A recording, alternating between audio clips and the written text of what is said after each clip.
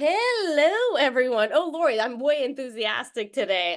Yes, as you You know, are, you are, Sadie. You go, man. You I go. am very enthusiastic. Well, as you folks know, me and Lori do a little, catch up before we go live, preparing for the session today. And I'm just telling you, Lori's got a lot of good things going on. I'm sure we'll find out on our next AMA session with Lori. But for those You got folks, to tell for the new people what AMA is. They're going to think I'm in some kind of sport. oh, it is Ask Me Anything, and we always have such a good time. I mean, Lori and I were almost thinking, I'm like, we gotta have one of those soon. So I don't know, folks, like put it in the chat window when we start having that moment there, because I know folks love asking Lori lots of different questions. But also for those folks that are new and are thinking, oh my God, where am I at? What is happening? Well, my name is Sadie Uriben, and I am the media producer for the Los Angeles Regional SPDC.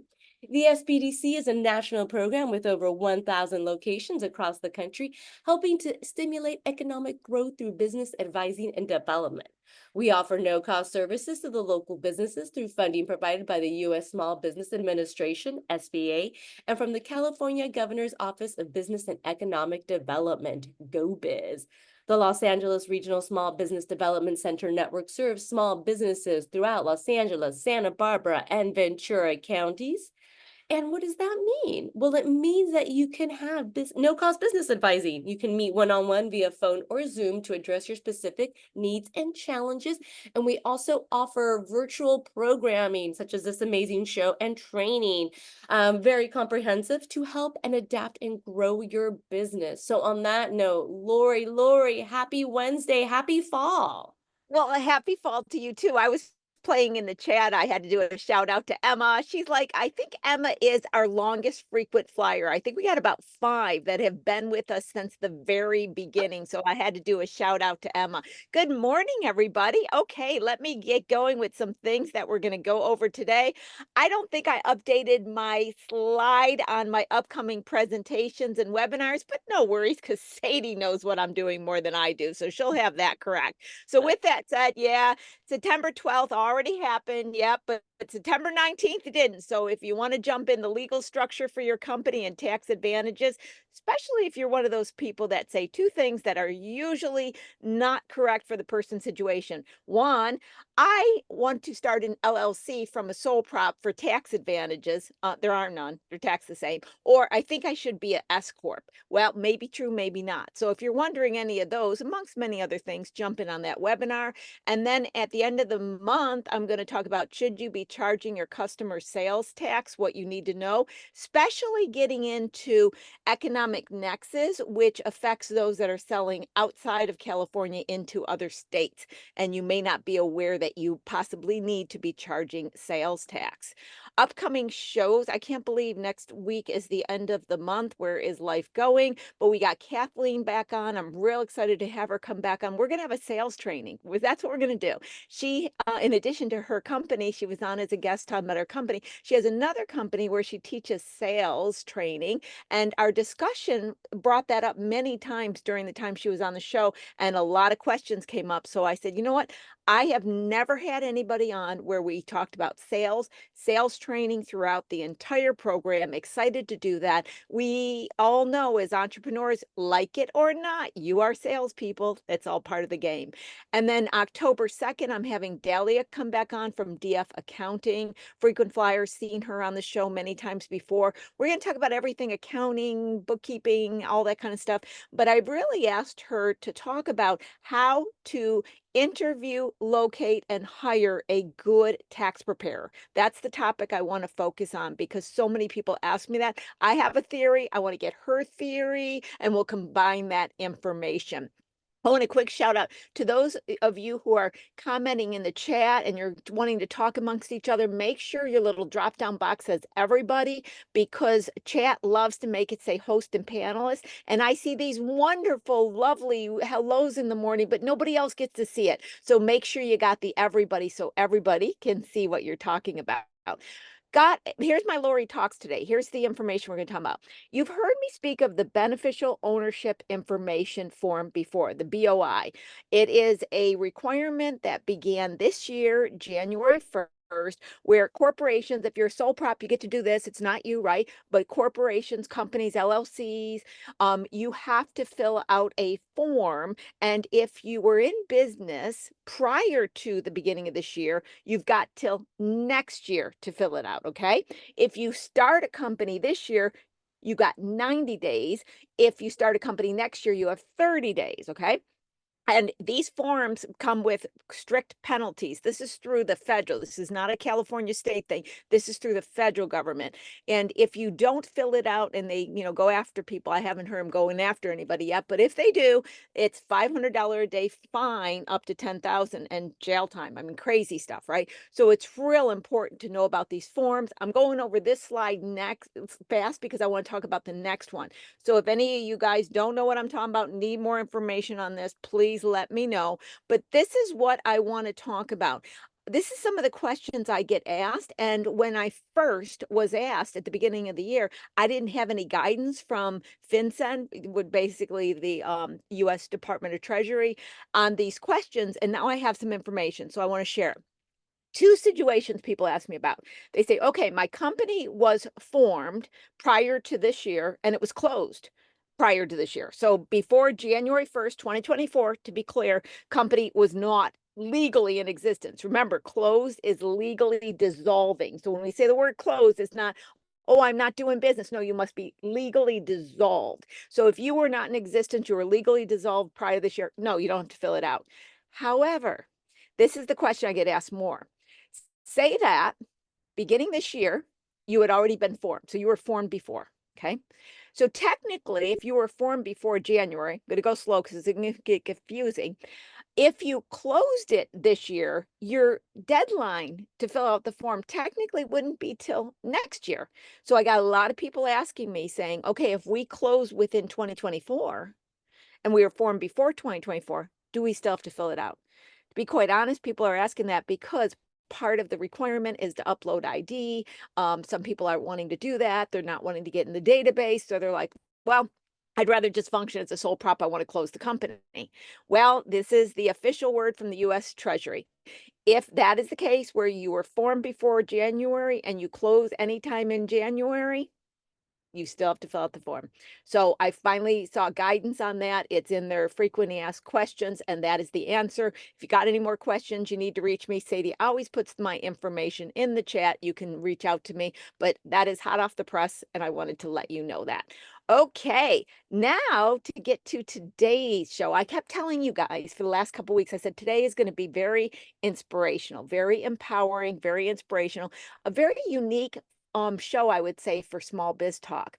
So I had the headline for today's show being, for entrepreneurs, dreams and fears are the fabric of existence. Our guest today, born and raised in Southern California, Jaimie Milner discovered photography through a high school elective. After high school, Jaimie attended the University of Southern California and received her bachelor's in communication. In her studies at USC, she learned about the portrayal of race, gender, and sexuality in the media and the effects it has on our society. It was then she realized she could have a direct influence on how people saw themselves and each other. Milner combined this newfound knowledge and her love for the art of photography to capture the essence and stories of a people and their individual characteristics. Milner uses photographic portraiture as her primary medium for which she aspires to capture, empower, and inspire the human spirit. I'm going to let her tell the rest of the story. Welcome, welcome to the show, Jaimie. Thank you, Lori. It is so wonderful. Now, I have to add one part to the intro as well. So, Jaimie's father, and you know what? Having talked to her father many times and having now talked to Jaimie, two beautiful humans. I told her father, Ted, I was like, wow, gorgeous daughter, inside and out. So, but anyway, Ted, he wrote to me and he said, I think Jaimie should be on your show. I think she's got a great, powerful message for entrepreneurs. And I said, well, it's not really the typical show I would do. I'm not sure. And as he started speaking about it, I was like, wait a minute, this is really of an interest to entrepreneurs. And then I said, well, let me speak to Jaimie. I think, Jaimie, I talked to you for 2 minutes and I was all ready to have you on the show. So we're going to walk, let's set this up so our audience understands, because we're going to go through many different things today. So let me start out by saying you were famously interviewed by one of the big shows, one of the big talk shows. I'm minor. I'm like, small peanuts. It's like, oh my God, she's on my show, because I really don't count. So start out by telling us who interviewed you and why. Well, I had a lot of really great interviews as I did press for releasing the Gifted book. So I got interviewed by Good Day LA, also Good Morning America, GMA3, KTLA. I've been interviewed by the LA Times, a magazine called Swagger Magazine, The Quintessential Gentleman. So quite a few different platforms, and it's all been really amazing to share my story. Wonderful. So, like I said, we're very lucky to have you on our show today. Like I said, I'm small. I keep waiting for Oprah to call me. Maybe since I have a famous person on, Oprah will call me next. Yeah, what about that? Maybe. I used to work for Oprah, so. Oh, you did? You know what? I Sadie, did. look at I'm getting closer. Sadie knows I always mention Oprah. I'm closer. I got somebody who works for Oprah. I'm seeing stars, guys. My stars are coming in. Okay, the book Gifted. Walk us through, what is the book Gifted? How did you come upon creating it? Let's just start there, because we're going to build this slowly. So let's talk about all the background and everything to know about what led up to the book Gifted and what the book Gifted was about. Yeah. So Gifted is about celebrating the beauty and the genius of Black men.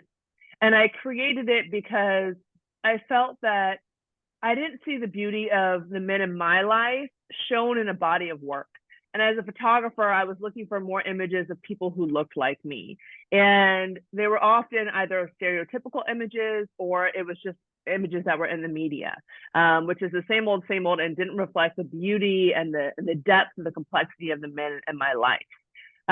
But the backstory of that was really about, I had interned at Disney, at Walt Disney Animation.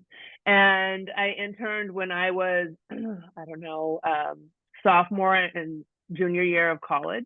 And it came about because I had a neighbor who was a VP of post-production. And one summer I edited her film footage from her trip from France. And she was like, oh my gosh, like, you're really great at editing. Like, when you get old enough, I want you to come intern for me. So I was like, okay. So I came back years later and took her up on it. And so while I was there, I worked as an intern in post-production, and they were developing Disney's Princess and the Frog at the time. And so an animator saw me, they wanted to use me as reference for the princess. And so I sat down there and they asked me all these different questions about my hair. But through the process, I had become friends with a production manager. She was a Black woman. And I asked her, why isn't the prince Black?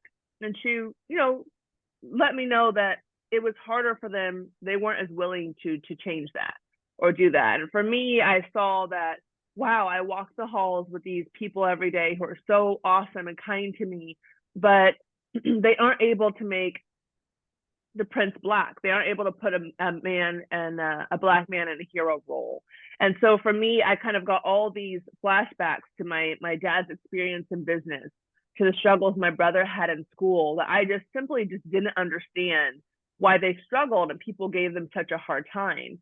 And I started to see that, oh, me as a Black woman, I'm palatable. But the Black men that are in my life and around me, they aren't as palatable, and people aren't as open to them. And I thought, God, I would love for them to just see their beauty and who they are. And then within that, I realized it's really about us, as Black people, and really all people, valuing ourselves, no matter what society tells us. So it really became a book about celebrating our worth, and our power, and discovering who we are and the beauty of that. I love that, and that's where I wanna start, and Sadie, if you get a second, can you go to the website just to show some of the beautiful photography to our audience from Gifted to on Jaimie's website because it is beautiful photography. So this is what I wanna pick up in the words you said that are so fascinating to me. You know, Jaimie, from the time I've been very young, I think came out of the womb, I didn't have those words, but I've always been fascinated by the human spirit. What allows the human spirit to explore and discover and become, and what hinders the human spirit as well. Mhm.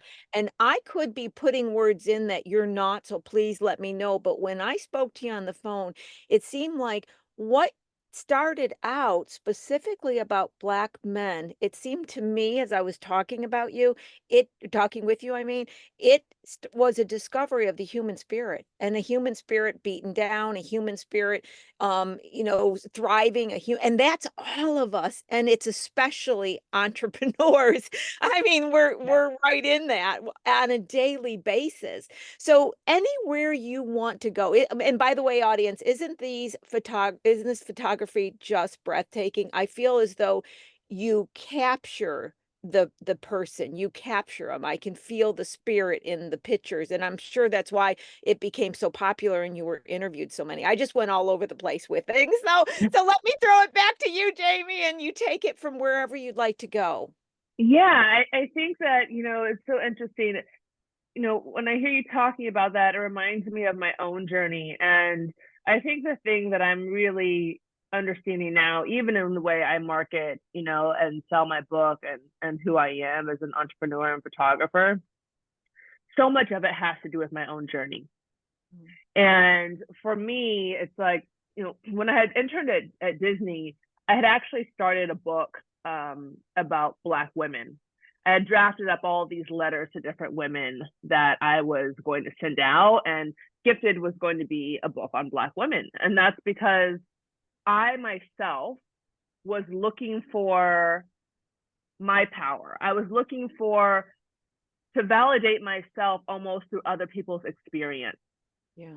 And so it was a journey of self-validation, self-exploration. I wanted to know what mattered to people, right? And how they faced their fears and how they overcame that. And so I started, for me, it was like, okay, I'm a woman. So when I saw images of other Black women, I felt empowered. And it really triggered this sense of worth in me that I felt was already there. And I'm a big believer that we are born with that, and I think that the desires and the dreams that we have come from the fact that we're inherently good and we inherently believe that we can achieve these things. It's just when you put yourself up against, other people's opinions or society's opinions that kind of challenge you. And this directly relates to, the book, is that these men find themselves to be powerful. They love the different men that are in their lives. There's so much inspiration. They love, the Black women, the role women play in their lives. But where we run into issues is when society views and treats them another way. It makes you think that, oh, there's something wrong with me. There's something wrong with, who I am and how I am. So I say all that to go back and say that so much of this journey was about me exploring myself. Yeah. And once I had that experience at Disney and I saw that like I was a little bit more acceptable, but the men in my life weren't, I was like, wow, like men are so important to me and who they are. And they are such a strong support system for me. And I need them to be encouraged and empowered as much as I need to be encouraged and empowered. It's like me helping myself through lifting up the support system, the support team around me. You know, I love what you said, and I fully agree. We're born knowing our worth. We're born knowing our wholeness. I do believe that. And then it slowly gets just chipped away. And I don't know if this is actually true or not, but I've held on to it whether it is. But allegedly, I'll say allegedly, when they asked Michelangelo how he was able to create David out of just this big piece of marble, he said he merely chipped away all that was not. I heard that when I was in my 20s, and like you, I was always trying to find my self-worth and trying to gain my power. Those of you who have been hearing me on the show, I always say, take your power back, take your power back, take your power back. That's my message all the time because it's been my journey, my hero's journey, if you want to call it that, on learning how to take my worth and take my power back. And I kept asking myself in my 20s when I heard that is, how can I chip away that's not? And then my first question was, well, then what is? How do I know what's not if I don't know what is? On any subject that you want to go, what did you learn through the book about people and yourself and why we have such a hard time identifying our own worthiness? And of course, this speaks really well to entrepreneurs. Yeah. I mean, I totally agree with you. I think that I love that Michelangelo quote because, I guess I think of kind of like our fears as an illusion, right? And trying to like see past the screen. But for me, in my role as a photographer, for me it was really like I saw like I love photography because I hold a camera up to someone and there's so many things that I see right away. It's fear, it's insecurity, it's nervousness, it can be ego. But I love to see that because we're all like that, Yeah. Yeah. you know? Yeah. And I think we all have those facades and those masks. And what I love is connecting to people, right? So I like getting past that. I like seeing that because it's a challenge and I love getting past it. Yeah, it's easy for me to do that with subjects, but harder to do, for myself, Yeah. for Yeah. myself. But you can apply it the same way. It's like, and I think with yourself, you have a sense of who you are. Like from a very young age, I sensed that like I was powerful. I just didn't understand why other people weren't playing with me, why other people weren't engaging with me the way. But I always knew, who I was. So I apply that same sentiment of knowing, having this level and this spark of power to my subjects. And so slowly I talk with them I give them an opportunity to present themselves without judgment. Mm. And so much so like that's always what we need to do for ourselves. So I asked them, who are you? So I just so everyone knows, so in Gifted, the format of Gifted, it's a beautiful portrait book. And then I asked every man 5 questions. And those questions are, who are you? What do you feel is the myth and truth of Black men? But that can apply universally. What do you feel what's the myth and truth of who you are as a person? Because that's essentially what that question is. The third question is, how do you feel about Black men today? And what do you want to see change? So what do you want to see change in the world? What do you want to see shift? What do you need in order to succeed? When your back's up against the wall, is it family? Is it love? Is it support? It's like, how do you push through? And the 5th question is more about Black women. So it's like, how do you feel women aid in the progression of Black men and kind of the culture at large? And that's tapping more on my desire of understanding the masculine and the feminine and the role that women and men play in each other's lives to bring harmony. Jaimie, But and before you go in that, yeah. Those are amazing questions. Like you said, everybody can ask that question about themselves. How did you come up with those questions? How long did it take for you to get it boiled down to those questions? I think those questions are brilliant, inspiring, and stunning. Thank you so much. I think it came from my own desire about myself, right? I wanted someone to ask me who I was, not what I did or that I was a photographer, but who are you? And if I was to answer that question, I would say I'm a very sensitive woman. I'm delicate, I'm also extremely powerful. There's all these things within me. And I think at the time I wanted to know how other people saw themselves, but I also wanted people to see me. I think all of this is about my desire to feel seen, and I'm showing the beauty of other people through what, I kind of want the most. And that's the underlining story underneath that. But those questions, I think those questions probably took me like 10 minutes to think of. You had a mission, you had a destiny. You're go- Yeah. Did any of the one of the specific questions give you the most stunning or shocking results? Was there any question during the process, or maybe more than one question? I don't want to try to boil it down to a rocket science in any way, Yeah. but I'm thinking of them all as you went through. Did one of them seem to always pop up and surprise you with the answers?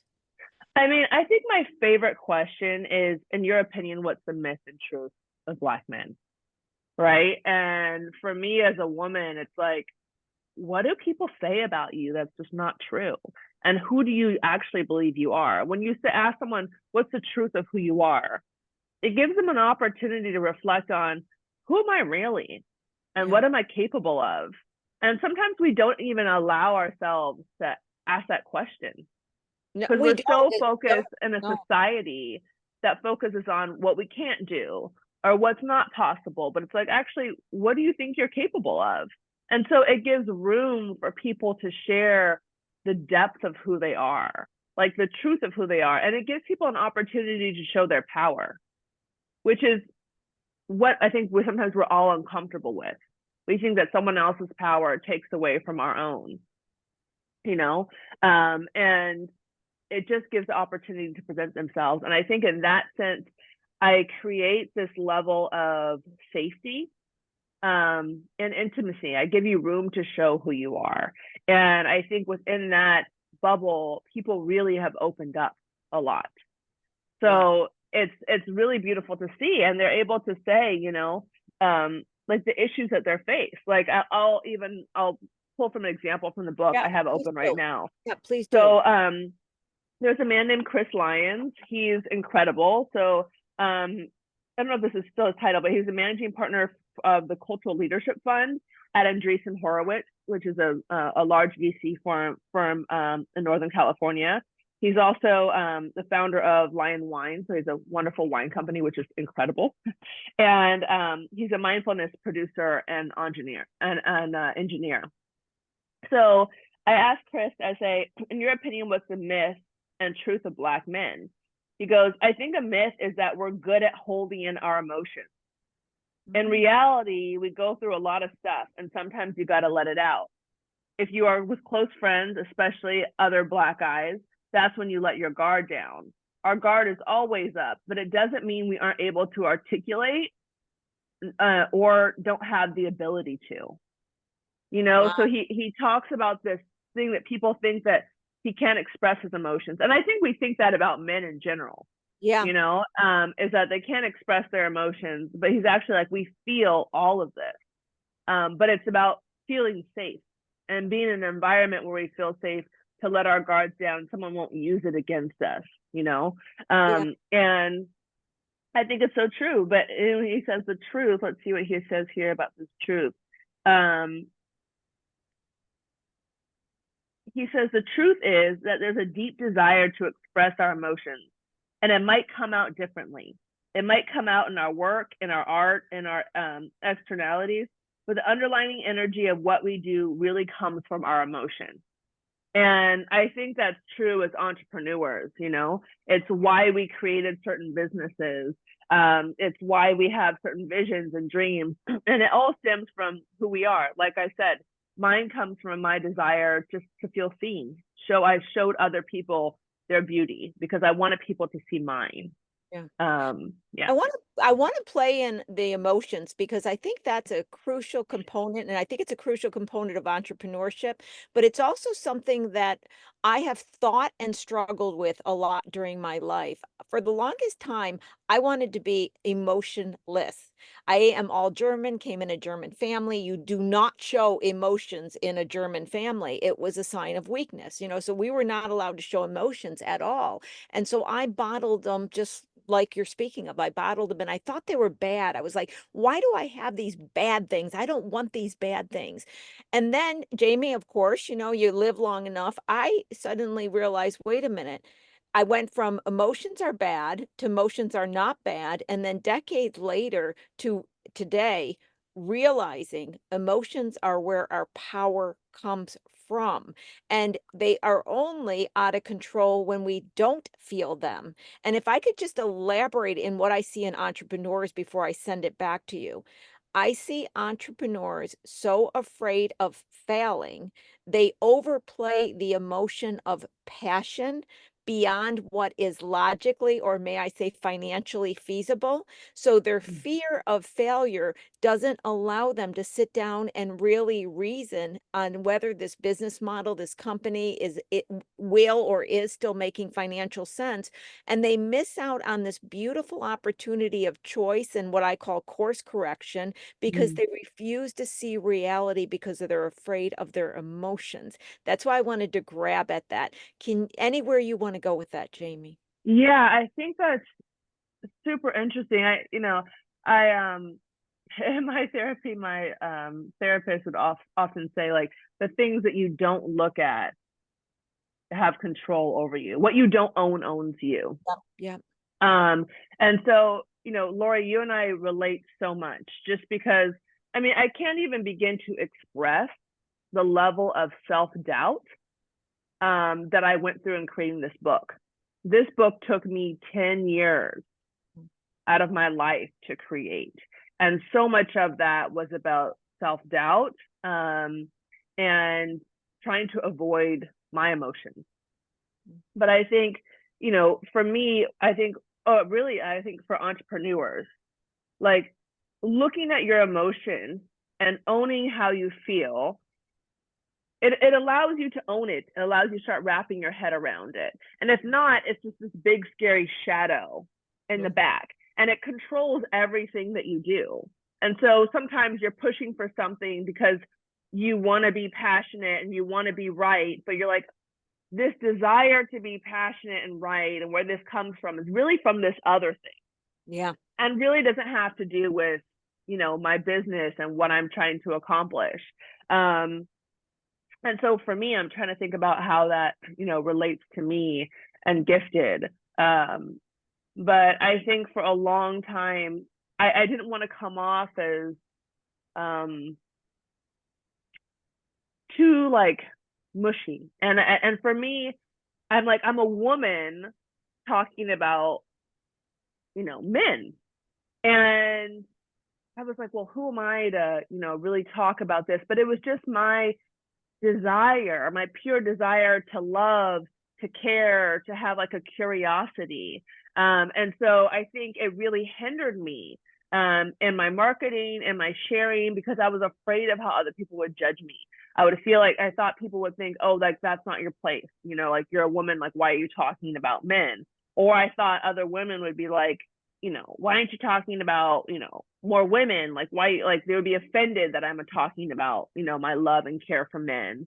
And so the more I wrapped my head around my emotion and accepted my love and desire to care for people and that it's a part of me and it's connected to my own journey of finding myself, I wasn't really trying to hide it because I owned that. I think what I was trying to hide was that I was trying to find myself. Yeah. Right. And Yeah. I was trying to find my own worth. And so it's like me owning that someone can't hold it against me anymore. And so now with my work, I'm able to be a little less precious. Yeah. Yep. Right. And you're able to come out in full power. And, this is why I always explain to entrepreneurs, don't fall in love with the company. People say, you're the company. I'm like, no, you're not. You're not the company. But what you are is the master of creativity, the master of financial freedom, the master of providing something that didn't exist before. And if this thing is not supporting that, this thing over here can. So just something not working here doesn't mean that you're not in existence. It means that you're free to try something else. The old, what is it, Absolutely. Edison, how many times did he figure out not to invent the light bulb? And when I was in my 20s, I would have a lot of paralysis because of the fear fear of failure. Failure was such a big word for me that I can remember after like banging my head against the wall so many times. I said, you know what? I am rewriting the word success and failure because I was trying to be successful so badly. And I said, you know what? For me, to succeed is to have tried, and to fail is not to have tried. And that was a Yeah. game changer for me. So, what is it that you think causes us to lose our worth along the way? And there's a profound question, Jaimie, I don't know the answer to. I thought the longest time it was just me that didn't feel like I had worth. And now you're telling me you thought you didn't have worth. And I've met so many people that felt they didn't have worth. I haven't met anybody that said, I was born feeling worthy and I felt worthy as I could my entire life. It seems like it doesn't matter who we are. We all go through that. Yeah, we absolutely all go through that. I think it's just the nature of this world. Mhm. Like, not to go too deep, but it's just like the world is based more on negativity. I mean, you look at the news, it's always like there's 5 million issues, there's 5 million problems, but there's also a lot of good. Yeah. There's also a lot of good, beautiful things happening, but that doesn't get our attention. And it's more based on fear, right? If you're operating in fear, you're not operating in your power, you're not operating in your truth. And so I think, I think that, the powers that be, I think it's okay for us to be in that fear because, we're not as powerful. But I really think it comes from our society around us because we live in a world that's conditioned to look at the problems. I think that we automatically absorb those problems unless you have someone, a parent that's constantly working with you or a mentor that's constantly working with you on, reinforcing that power all the time. But that happens when you're so young, you Yeah, know, it does. those ideas of who we are, what we're capable of. So for me, it really happened in school. I went to a predominantly, all white school. And I remember we had a debate in the 7th grade on the pros and cons of slavery. And I remember my best friend at the time, there was sides that had debate for the pro and sides that had to debate for, against slavery. And my best friend was on the pro team, and she was like, if they would just behave, like they wouldn't get like so many lashings, And I'm in the 7th grade. I'm in an all white school.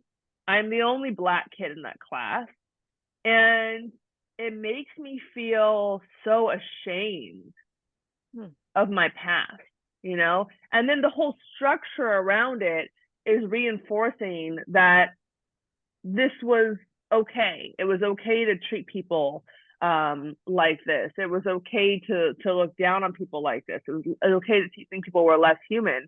And that for me just made me feel this sense of shame that, I wasn't good enough, and that because of my past and my history, I wasn't as valuable. And I think we underestimate too our family's history and lineage and how much of that is passed down. So if you come from a family that's constantly not thinking they're valuable, you're going to have an issue with self-worth, with value. And that's so much of what, me and my mission is to really help reinforce self-value and worth, particularly within the Black community, because I'm a Black woman. That's my experience. That's, where I come from. And my hope is that everyone can kind of see their worth and get their value and their self-worth raised through seeing my work, because it's through a Black lens, but it's the humanity and the beauty of all people. Absolutely. I think at the end of the day, and I always look at everybody's human to me, I always, for me, it's just a human being, and either you're someone I resonate with or not. It's very simple. It's human beings across the board. But I think that it's a couple things. I got so many things I want to go back and unpack because I kind of experience it in my daily basis, consulting with clients. One of them is this feeling of ashamed.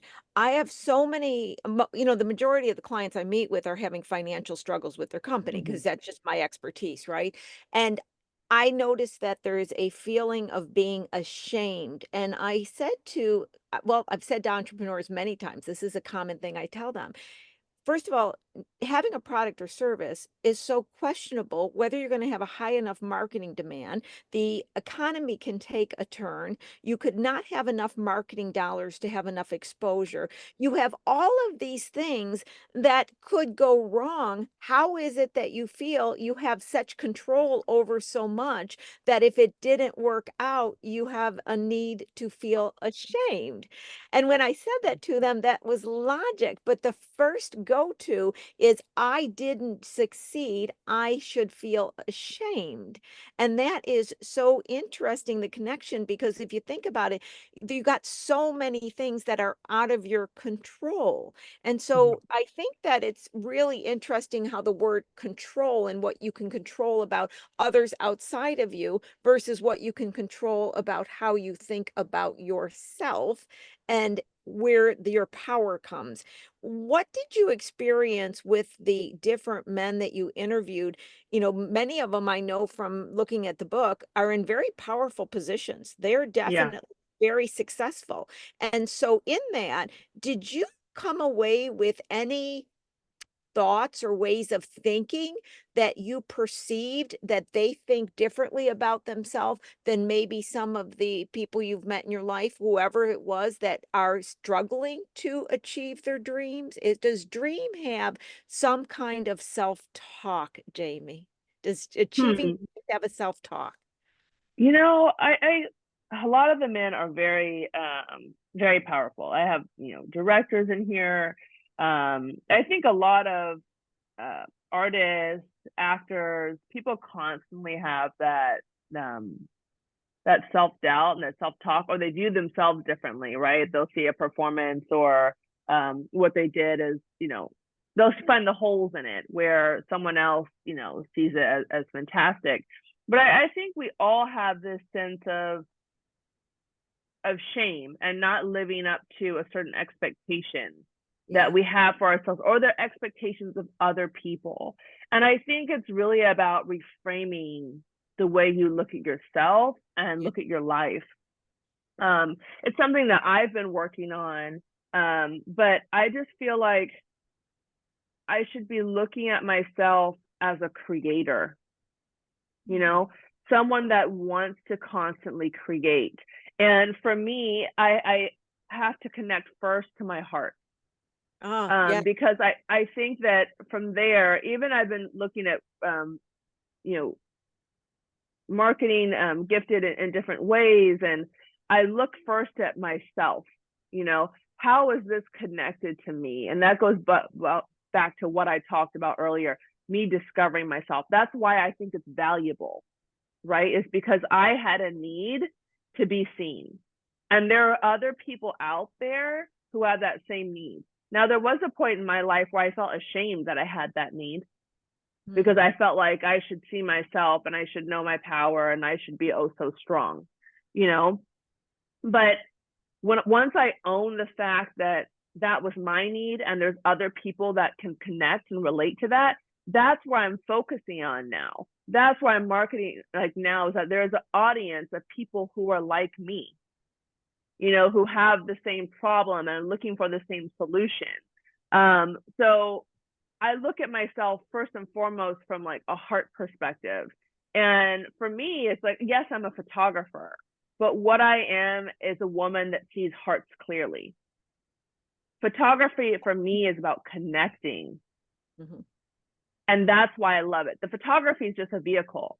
And I've often felt bad about that, because I'm not like obsessed with photography and like know all the, top people who are coming out. I care about if my work moves people, right? I care about connecting to people.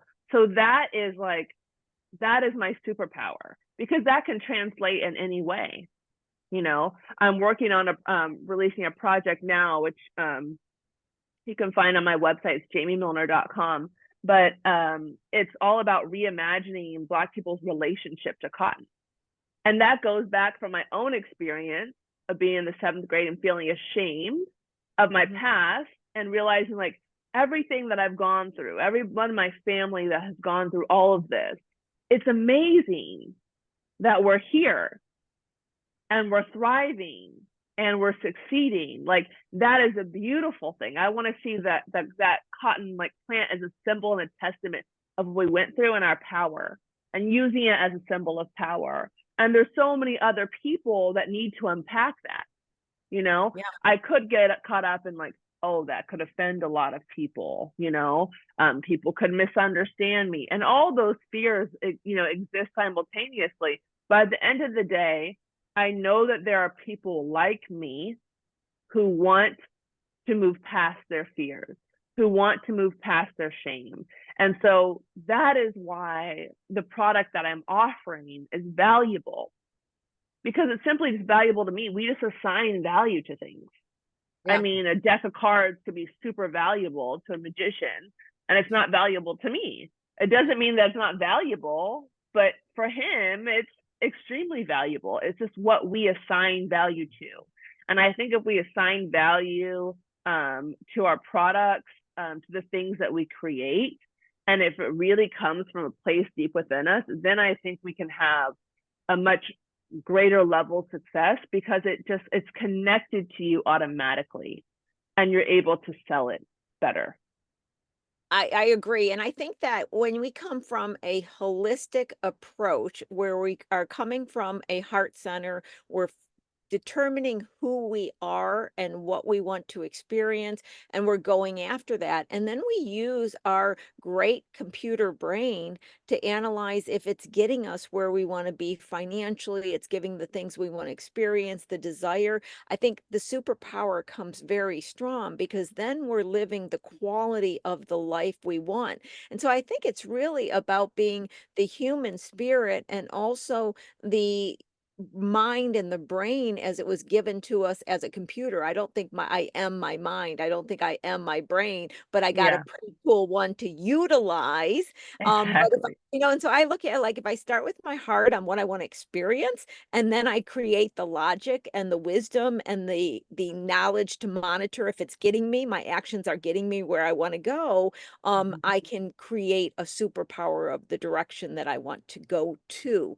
But in that, Exactly. the word that I wanted to throw out to you in what I was saying is the word experience, because what I finally came to the conclusion of is you know, as younger, I was like, I want to have a success. I want to make this much money because I was being taught in, you know, school and in business school in the world that I should have goals, I should set them. And if I have them, I achieve it. And then when I got to the point where, no, I don't want all this judgment in my life, I didn't know what to grab onto, right? Well, if I'm Hmm. not, I'm so used to doing my little goal list, right?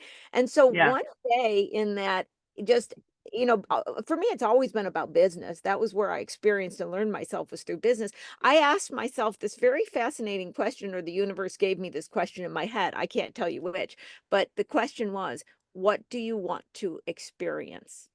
And Mhm. once I started asking and having an interest on what I wanted to experience, that's when things changed for me. Do you have any thoughts or relationships with this concept of experiencing ourselves rather than judging ourselves or determining what we should or should not do, but actually just seeing, hey, as creative people and spirits, what can we experience? Yeah, I think, you know, that's such a beautiful question. Like, what do I want to experience? And I think it leaves you in such a position of power, because you are operating from your heart center and what you want to experience. Like, that can come in various forms. There's just different vehicles, right? If I, you know, left today and was a photographer and became a designer, it's fine as long as I'm attracting and resting in like my heart's true desire, right? And that's connected. Um, but for me, oh my gosh, I just lost my train of thought. Um, can you re-ask the question that you had one more time, because I had a great thought, but I just lost it. Just on the concept of experience, experience Oh yeah, instead of judgment. Yeah. yeah, yeah. I just think creating from a place of experience is like, it's beautiful. I think it gives you so much more leverage than someone who hasn't experienced. And I think, I mean, even for me, experiencing such levels of self-doubt, right? And then pushing through and creating a book and having people receive it. And it's like your fears that you thought how people were going to receive it, the exact opposite happens. Yeah. Right. Yeah. And it shows you the own limits in your head. Like that was literally just in your head. And it wasn't actually the real experience that you created for yourself. Yeah, it's interesting when I speak with someone on the phone, business wise, I can always tell. I guess I'm thinking because I'm saying out loud what I never really communicated. I guess I feel like when they go through a recital, they go, "Oh, yes, I started my company and I'm hoping in a couple years I'm going to do this and then it's going to do this and then I'm going to do this and I'm going to get investors and I'm going to do it." And I can tell that they are reciting what they believe they need to express based on things outside of themselves, right? Yeah. And so when I start saying, well, that's great. What got you in it? What do you want to experience? What kind of finances do you need? Do you need to support a certain salary? And I take them out of all of that. Then we can get down to business and actually building a business model that reaches their financial expectations and focuses on now. And I can tell the difference in our conversation when they're kind of like, if I can just use the expression, out of their body, just chatting in a recital, to when they're in the body. I can feel they're feeling, they're creative, they're looking at things they can do, and they're understanding. It's like a night and day. And I always can tell the minute I start a conversation when the person's really not here, they're just Hollywood entrepreneurship. You guys on the show all the time, you hear me talk about Hollywood entrepreneurship. It didn't used to be that, but when Hollywood took entrepreneurship as being the coolest thing, that's when I started seeing people do these recitals, and that's not being who they are. Yeah, it's like it directly ties into the mask of what they think they should be doing and they should be presenting. And I think from a business standpoint, it's like if you start talking about, okay, what are my goals? Like, and people don't want to talk about sometimes like the issues that they have, but like, what are the problems that I have and how can I solve that? And then making an actual tangible goal of what I want and then structuring the business to achieve those goals. It makes you feel empowered, and you're able to be like I said, even with Gifted, it's just about creating the space for someone to be honest. Yeah. And to say what they truly want. And I think, just from experience, it's like for me, like what I want my experience to be is I want to be able to experience the power of my mind and the power of myself as a creator, because that's who I believe. It's not about achieving a certain level of fame or people. I just want to know that I can do the dream that's in my head. Yeah. Yeah. Because I believe that the dream in my head is actually divine. And sometimes you have to be like, you have to believe and you're crazy in order to reach that dream. You have to believe that it's possible for yourself. But it's like, that's the experience that I want to have. And I think it's the experience most people want to have. They want to be able to feel their power, and they want love and they want connection. And to be able to do that through a business is so rewarding. It completely is. I remember, everybody knows that my company's name today is Business Simply Put, right? Well, going back decades ago, decades, right? I was doing turnaround consulting under LW and Associates, but what I really, really wanted to do was I wanted to go back to helping the small business. I came up in a little podunk country town. I worked with the small companies. I was at nothing, I watched Alexis on Dallas. I wanted to be like Alexis. I paid for my education. I got all the way up the food chain. I became a banker. I got investment banking. I drove a Mercedes and said, oh my God, I'm not even happy. I don't want the house in Hollywood, right? But here I am in the middle of doing turnarounds. I got all this stuff around me and I'm like, I really want to do work and I want to work with the small company, but I was like, they can't afford me. They're not going to pay for me, right? It's just not going to happen. So in 2007, I started doing some books and some seminars. The webinar didn't exist. And I was like, I just want to, at least reach out to small companies and bring all this knowledge and wisdom back to the small company. They're my folks. There's what I'm comfortable with, right? Yeah. And I'll never forget, I put business simply put on the back of the business card, and I met with a friend and he turned the business card over and he said, "Someday this will be the front of your card." And at the point I thought, there's no way, but I would love it to be. And look, LW and Associates as a company name Wow. for decades upon decades. But you know what? I didn't know how I was going to get there. I started doing seminars. I started getting, really well known for my seminar. And then, shout out to SBDC because I've been with them for about 20 years. I had met one of the big people at SBDC when I was a chairman of the board at Pepperdine, and they asked me to come do Yeah. a contract, and it worked out. So my point is, when you just kind of get a passion on what you want to experience. I wanted to experience going back to what I called my tribe and sharing my information. I didn't know how I was going to get there. But I think if I sat there and go, I want this much money from this, I don't think I would have got there. And I'm not saying anything's wrong with those goals, but when you start talking like you're reciting something, we know when we're not being real with ourselves, whether we want Yeah. to or not, we know. So we only got a few minutes left, and I keep wanting to go to this word because I think it's so important to discuss in the conversation we're having, and that is judgment. I Mm. have spent decades focusing on judgment, and what I've done is every time I've been really honest inside.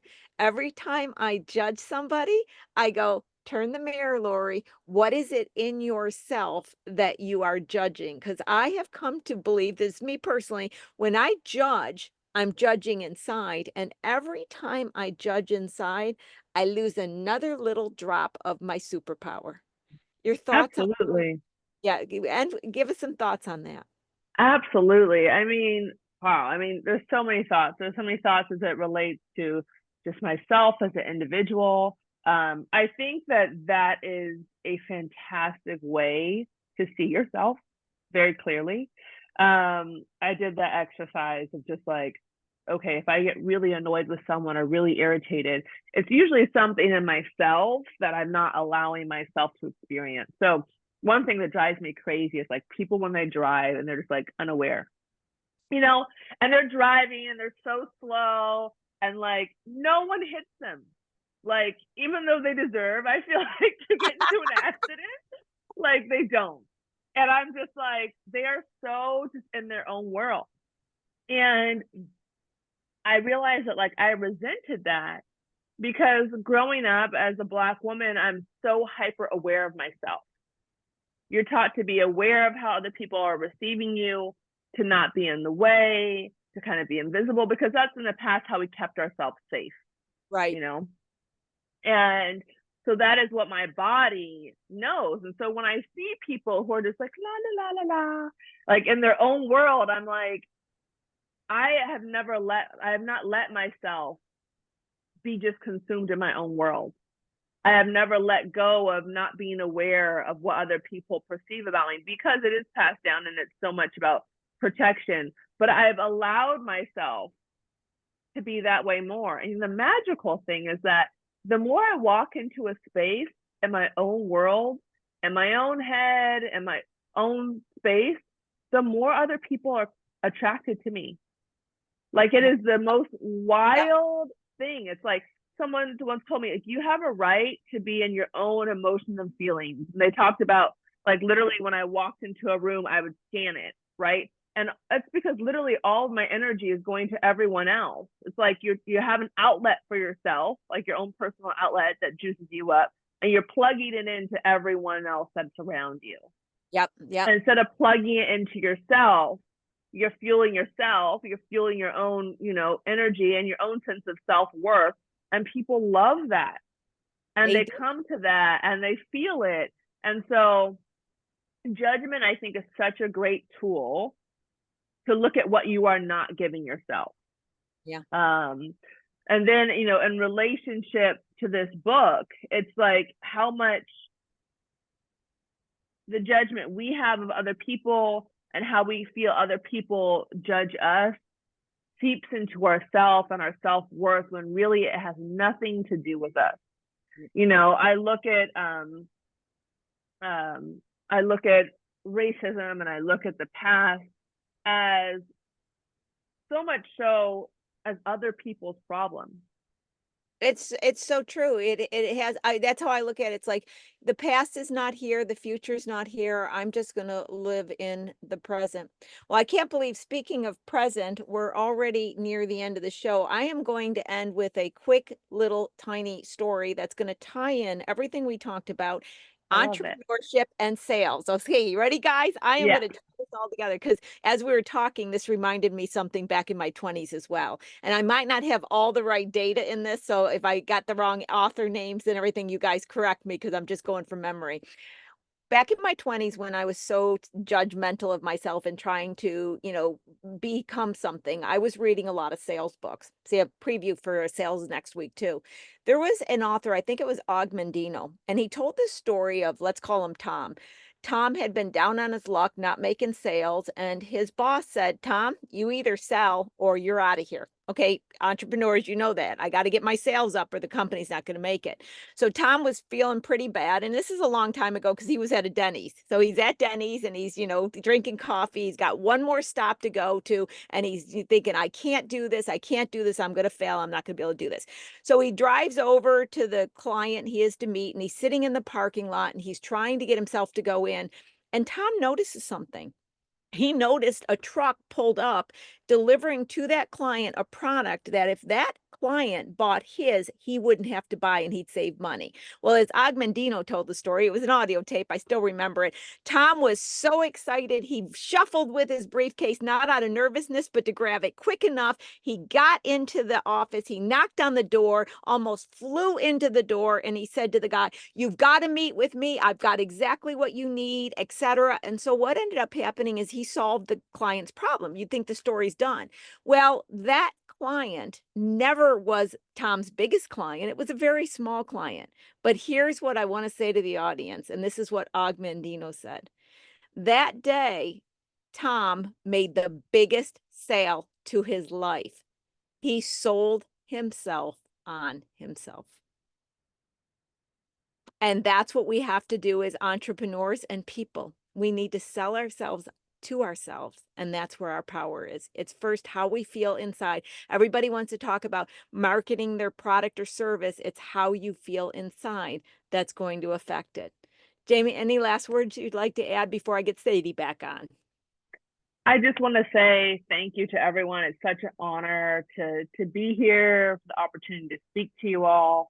And if you're interested in buying Gifted, it's thegiftedproject.org. It's a beautiful gift for people you love in your life, the men in your life, different Black people who are in your life. And Lori, I absolutely love that story because that's the point of it all. Like once you sell yourself to yourself and see your power, it's like, you don't care about the judgment. You don't care about how people view you. You just have your heart and your vision, and there's other people out there like you that want, a solution, and that's all that it's about. So once you do that, I feel like the rest is a little bit easier. You're able to endure a little bit better, I should say. Yep. Yeah. And I hadn't thought about that. While I was wanting to tell the story, I can't even believe Og Mandino came back into my mind that I even remembered the author, which I may have gotten a little bit wrong. Well, thank you so much for coming on the show and allowing us to have a conversation we wouldn't have necessarily had, but I think one so important to hear. So Sadie, I'm going to bring you back on to close us up here. And as always, guys, I'm going to take off in a bit, but Sadie's going to stay around here and make sure you get contact information. Check out Jaimie's book, Gifted. It's wonderful. Sadie, another great show, huh? I'm telling you, like the only phrase that came to mind is like, dang, keeping it real today. 100 real today. Mm-hmm. Absolutely. Because you know what, as I always say, life is best lived in reality. Whether it's financial reality, emotional reality, it's best lived in reality. So with that, I want to thank you again, Jaimie. I want to thank you, the frequent flyers and everybody who joined me today. Tune in next week for another Small Biz Talk with your host, Lori Williams, and I'll see you next week. Bye, everybody. Bye.